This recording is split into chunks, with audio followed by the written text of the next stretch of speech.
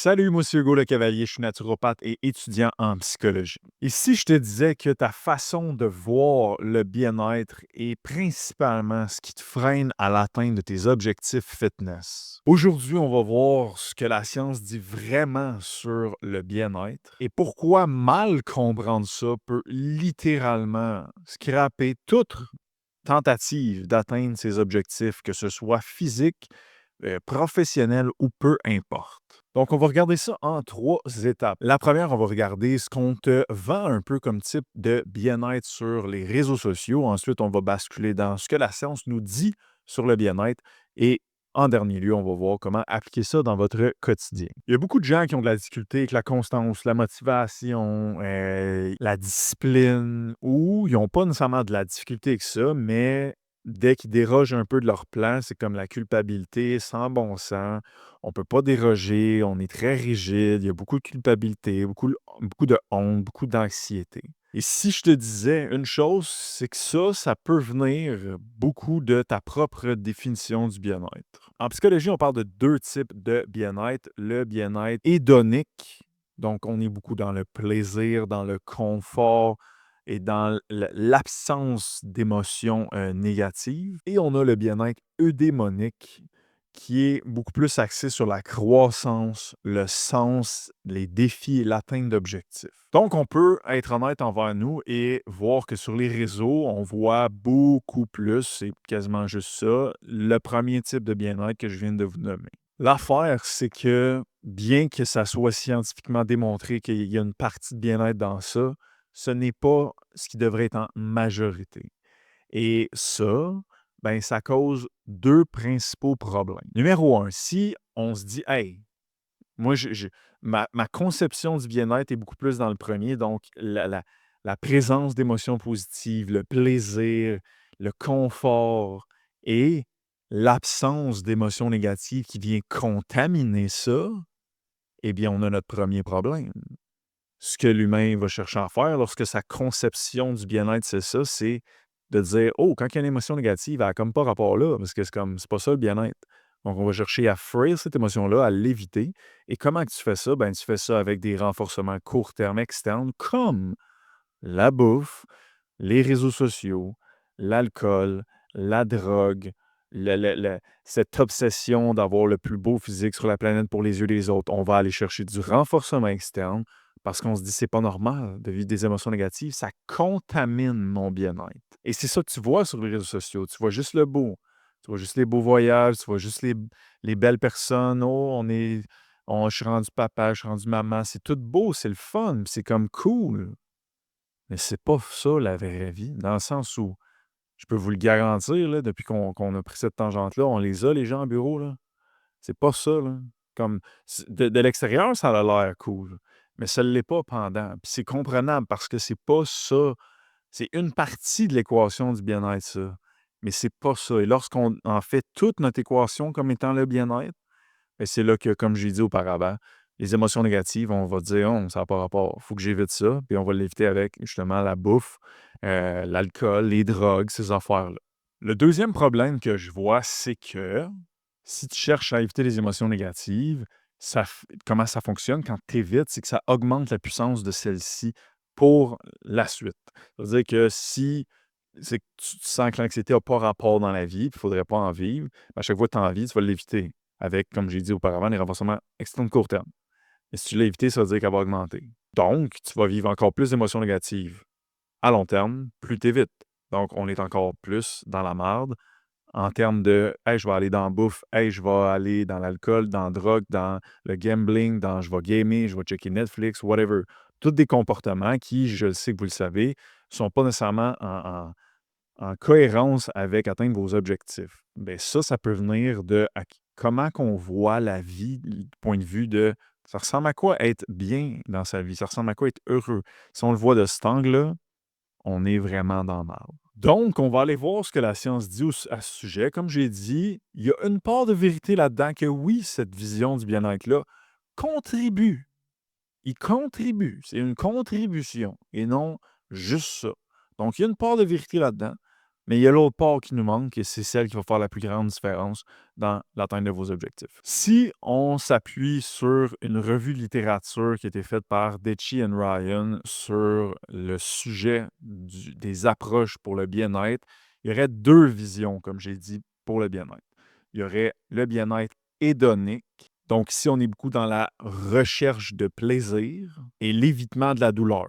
Donc, on pourrait dire écouter Netflix, manger de la crème glacée, avoir un bon moment entre amis et surtout rien vivre qui affecterait notre mood positif à ce moment-là.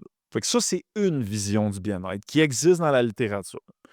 La deuxième vision, c'est la vision eudémonique. Et ça, la définition, je vous la lis. Le bien-être découle de la réalisation du potentiel humain, de la croissance personnelle et de la congruence avec le vrai soi. Donc, on est dans relever des défis, faire un travail qu'on aime, avoir des relations qui sont satisfaisantes et en cohérence avec qui on est, où on veut s'en aller, avoir des passions avec des buts à l'intérieur de tout ça. Et là, le mot congruence peut être flou pour plusieurs personnes, mais c'est un mot qui est excessivement important, qui vient de l'approche humanisme en psychologie, précisément de Carl Rogers, et je vais vous le définir parce que c'est excessivement important dans le combat. Quand on parle de congruence, on fait référence à une harmonie entre ce qu'on fait et ce que l'on est profondément comme personne. Ça signifie que nos choix, nos actions et nos buts sont alignés avec nos valeurs, nos préférences personnelles et notre identité personnelle. Donc, vous voyez que dans la deuxième vision du bien-être, on n'est pas dans de l'émotion, puis mon petit moi, puis oh mon Dieu, on n'est pas là-dedans. On est dans, on court après des choses qui valent la peine d'être vécues. On est dans du défi. On est dans de la fierté personnelle. On est dans du développement. On est dans de la croissance. On n'est pas dans oh non, il ne faudrait pas que. Et ceci représente la plus puissante des deux visions du bien-être. Les deux peuvent cohabiter, fine. Mais si on est braqué sur l'autre, on est dans marbre. Puis on peut le voir, là. On peut le voir, là. Ça va bien, hein? Ça va bien au Québec. Les stats d'anxiété vont bien, hein? Tout ça va bien, ben oui. Puis dans le monde du fitness, ça va bien, ben oui. Le monde, ils n'ont pas de la misère à atteindre leur objectif, ou le monde qui a atteint l'objectif, ils n'ont pas de rigidité et de culpabilité pendant tout, dès qu'ils dérogent du plan. Non, il n'y a pas de hasard à ça. On est braqué avec les réseaux sociaux, puis on a tombé dans ce panneau-là, nous autres, avant de savoir tout ça, que la vie, ça ne devrait rien qu'être beau. Puis dès qu'on veut une émotion négative, attention une minute, ça n'a pas d'affaire là, il va falloir qu'on l'évite bien vite. Et voilà, ça ne peut pas marcher de même. Donc, si on recherche un sens à sa vie, là, de dire qu'est-ce que je fais ça, moi, là? Je comprends bien le 9 à 5, puis m'entraîner au gym, puis perdre du poids, là, mais c'est quoi le problème? Puis c'est pas le but de se trouver une mission, là, c'est pas ça le point, c'est juste, je peux-tu finir ma journée et me dire, maudit que c'est une belle journée? Comme, je construis quelque chose qui me ressemble, je vise des buts, je sens que j'avance vers ces choses-là, puis toutes des choses qui me ressemblent. Mais ça, c'est avec la deuxième vision. L'autre, on est beaucoup plus dans du plaisir instantané. Si on regarde la deuxième vision du bien-être, ça nous prend une part d'émotions négatives, hashtag des défis, pour avoir accès au bien-être. Ça veut dire qu'on n'est pas dans oh mon Dieu, il ne faudrait pas en vivre. On est dans c'est comme j'étais à la bonne place, j'ai envie. Surtout si j'y comprends, je peux m'en servir stratégiquement pour m'aider dans l'atteinte de mes buts. Et je trouvais ça pertinent parce que l'article mentionnait que la recherche excessive de plaisir et l'évitement de l'inconfort sont associés à une santé mentale plus fragile, à des comportements de dépendance et à un manque de résilience. Hey, j'aime la fin, manque de résilience, c'est ça qu'on veut, hein? Quand on veut perdre du poids, c'est comme hey, ça ne me tente pas nécessairement tout le temps de manger mon affaire, mais il faudrait que je le fasse. Ça ne me tente pas tout le temps de faire mes steps, mais il faudrait que je le fasse. Ça, c'est de la résilience. Eh bien, la recherche excessive de plaisir et l'évitement de l'inconfort sont associés à ça, un manque de résilience. Il n'y a pas de hasard. Donc, pour ceux qui connaissent le Y, l'analogie du Y de Guillaume Dulude, ben voici votre analogie. C'est comme. C'est pas du hasard encore là qu'il l'a basé sur ça. Il y a plein de mécanismes derrière son Y, là, mais ça, c'en est un. Votre branche de gauche, c'est la vision du bien-être qui est, comme je vous dis, qui est le plus puissante en sciences, qui est beaucoup plus les défis, la croissance, viser des buts qui nous ressemblent. Et la branche de droite, on est dans du plaisir court terme. Ça veut dire qu'il faut être 100% du temps à gauche? Non. C'est juste que mon ratio, il faudrait qu'il soit 80-20 au moins, 60-40 au moins. Parce que s'il est off mon ratio, c'est là qu'il n'y a pas de bien-être, de un, parce qu'on fait juste éviter nos émotions. Fait que si on les évite, ils font juste amplifier, puis on n'est pas mieux. Puis on n'a pas accès au sens. Puis 2, ben, on n'atteint aucun maudit objectif parce qu'atteindre ces objectifs, ça se pose de l'autre côté. Ça veut dire les 2 peuvent cohabiter, mais avec un ratio qui balance. Résumé, on a 2 visions du bien-être. Les 2 doivent cohabiter. Il y en a un qui est focusé sur le plaisir et l'absence de douleur, et il y en a un autre qui est focusé sur les défis, le sens, la croissance personnelle, le fait de vivre en cohérence avec qui qu'on est, viser des buts, en cohérence avec qui qu'on est, qu'est-ce qu'on veut. Ceci, les 2 visions du bien-être, les 2 doivent cohabiter, mais le ratio doit être favorable au bien-être eudémonique pour avoir vraiment un bien-être, une qualité de vie et un sens à sa vie. Bon, maintenant, comment tu intègres ça dans ton quotidien de façon plus pratico-pratique, hein? Parce que ça reste que ça peut être abstrait, c'est comme, ben, OK, parfait, mais comment qu'on fait ça? Eh bien, je vous donne 6 pistes de réflexion, 6 pistes d'application également pour approfondir ça. Numéro 1, vous savez que maintenant, quand vous vivez de l'inconfort, c'est normal. Donc, quand vous vivez un moment pas le fun, là, de comment ça me tente pas, si là, je suis pas bien, c'est comme oh, ding, ding, ding, on est peut-être à la bonne place. Oh, ben c'est bon, ça. OK, mais si tu es à la bonne place où? Vers quel but? Bon, ça, c'est une autre histoire, mais après ça, c'est comme déjà là, vous avez votre premier switch. Vous vous sentez pas bien, c'est comme c'est peut-être normal. Juste ce switch-là, ça va faire une grosse différence. Puis quand je dis se sentir pas bien, on s'entend que c'est pas genre je fais de l'anxiété, des troubles anxieux, puis je suis pas médicamenté. C'est pas ça, c'est pas ça le point. C'est genre, hey, c'est inconfortable. J'ai des défis, il y a une petite anxiété, faudrait que je m'affirme. Ah, je me sens pas bien. C'est toute partie du quotidien d'une branche de gauche, ça. Fait que ça, c'est normal. 2, c'est que ça va te prendre une connaissance de soi. Parce que pour la deuxième vision du bien-être, je te rappelle ce qui était marqué. Le bien-être découle de la réalisation du potentiel humain, de la croissance personnelle et de la congruence avec le vrai soi. La congruence avec le vrai soi, je le rappelle, c'est l'harmonie entre les choix, les actions, les buts et qui on est pour de vrai. Faut le savoir. Parce que si on ne sait pas, qu'est-ce qu'on aime, qu'est-ce qu'on n'aime pas, etc., qu'est-ce qu'on veut vivre, si on ne sait pas ça, c'est tough à savoir. Je suis en train de. Qu'est-ce que je fais, moi, là? C'est comme, c'est tough. Et ça va faire en sorte que le bien-être ne sera pas là parce que les buts qu'on court après, les renforcements qu'on court après, si on ne se connaît pas, bien souvent, c'est pour les autres. Des renforcements externes. Ça veut dire que le bien-être n'est pas corrélé à ça. Parce qu'il y a une faible autonomie là-dedans, comme les raisons derrière lesquelles on fait ça ne viennent pas nécessairement de nous. Le gain n'est pas nécessairement pour nous. Donc, il faut un upgrade de connaissances personnelles. Ça, c'est sûr et certain. Si on veut maximiser la deuxième vision du bien-être, il faut un upgrade de connaissance de soi.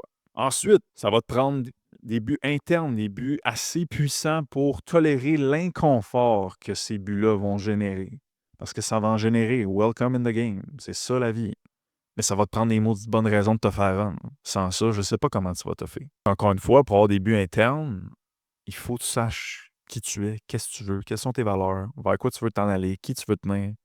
Encore une fois, ça prend un upgrade de connaissances personnelles. Sinon, encore une fois, les buts vont-tu être vraiment internes? Je ne sais pas. Puis s'ils ne sont pas internes, c'est dur après ça de toffer l'inconfort quand ils ne sont pas internes. Ensuite, ça va te prendre une compréhension de comment fonctionnent les émotions. Puis ils servent à quoi? Parce que sont utiles. Puis si tu comprends comment t'en servir, si tu vois qu'ils ont une utilité extrêmement puissante, dépendamment du contexte, bien là, tu cherches à les utiliser stratégiquement et non à les fuir. Et donc, si tu ne cherches pas à les fuir, la bouffe va être pas mal moins gros problème. Netflix, pas faire ses steps, tout ça va être pas mal moins gros problème lorsqu'on ne cherche pas à les fuir. Ensuite, ça va te prendre des compétences pour savoir comment atteindre ce but-là précisément. Sinon, c'est pas mal sûr que ça n'arrivera pas. Parce que c'est bien beau de l'inconfort, mais ce que tu peux éviter, évite-les. Comme commencer une perte de gras sans savoir comment perdre du gras, comme évite-toi dans le trouble. C'est comme, sais-tu, toi, comment comme, hey, ça te prend du gaz dans ton char? Ouais. Sais-tu comment faire? Ouais, je m'en vais à la pompe. Je le mets dedans. Parfait. C'est la même chose avec tout. Si tu sais pas comment faire, essaye pas de jouer au jeu, tu sais comment faire. C'est là qu'on tombe dans la merde. Et c'est là que les comportements d'auto-sabotage se pointent le bout du nez. Lorsqu'on ne sait pas trop qu'est-ce qu'on fait, mais que le cerveau, il voit ça venir, là, il voit ça venir 10 km d'avance, là, qu'on ne sait pas trop qu'est-ce qu'on fait, on ne sait pas trop si on s'en va à la bonne place, et qu'il va se dire, hey, je vais m'auto-mettre moi-même des bâtons dans les roues. Comme ça, c'est pas parce que j'avais pas les compétences C'est parce que c'est moi là, qui m'auto-sabote. Jeu dangereux, là. Si vous voulez atteindre un but, ça prend des compétences. C'est comme, vous voulez plus vous connaître, ça prend des compétences pour faire ça. Vous voulez plus de motivation, ça prend plus de compétences pour comprendre comment générer ça. Sans ça, on s'en va tout droit dans un mur qui s'appelle souvent l'auto-sabotage. Et pour terminer, ben, ça va te prendre un équilibre entre plaisir immédiat et début des défis intrinsèques que tu as dans ta vie. Et en dernier, ça va te prendre un équilibre entre plaisir immédiat et création de sens à ta vie. Parce que c'est pas vrai que tu peux pas enjoy ta vie à travers tout ça. Tu peux absolument. Comme je l'ai dit au départ, c'est juste une question de balancer dans nos ratios et que le ratio penche en faveur de la deuxième vision du bien-être pour qu'on ait vraiment un bien-être qui est complet. Donc, si je résume ce qu'on a vu aujourd'hui, puis je le vois, c'est assez fou, là. Dès que les émotions négatives sont vues comme un intrus et qui sont vues comme un contaminant au bien-être, c'est comme la nourriture est tellement difficile, la constance est difficile, la motivation est difficile, tout ça est difficile. Parce que ça fonctionne pas, c'est pas les mêmes systèmes, ça marche juste pas. Mais quand tu comprends que les émotions négatives, auto-générées par tes propres défis, sont un prérequis pour ton bien-être, tu viens de changer complètement le cours des choses dans ta vie.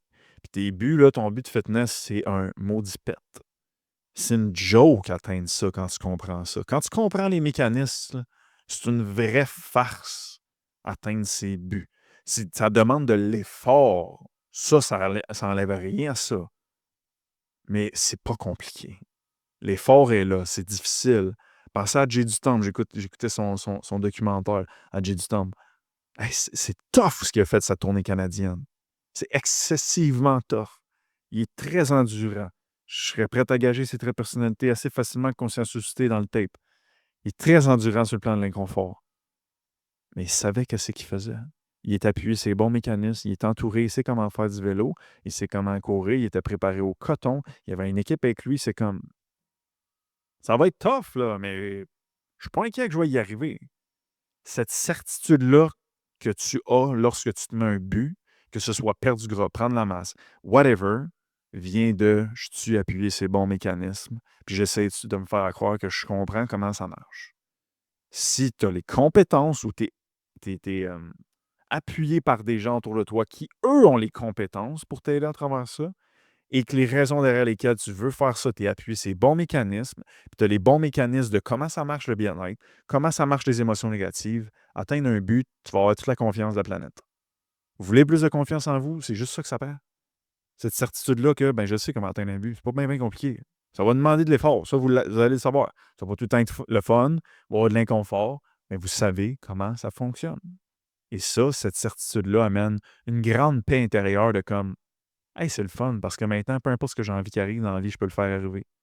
Ça va être tough. Il y a des affaires qui vont être encore plus tough, dépendamment du but. Mais j'ai confiance parce que je sais comment ça marche. Puis je sais comment m'y prendre. Puis si je ne sais pas comment m'y prendre pour atteindre tel but, je sais aussi comment m'y prendre pour le savoir. C'est d'aller chercher des gens qui ont ces compétences-là. Comme ça, maintenant, tout but devient atteignable, dont la perte de gras, dont la prise de masse. Mais c'est juste une game de comprendre comment atteindre ça de façon appuyée sur les bons mécanismes pour faire arriver ça. Donc, voici exactement ce qu'on fait avec nos clients. Je viens de tout résumer exactement ce qu'on fait. Si jamais ça t'intéresse de voir plus en profondeur ce qu'on fait, on vient tout juste de monter une PDF explicatif de 30 pages où on explique de fond en comble exactement ce qu'on fait.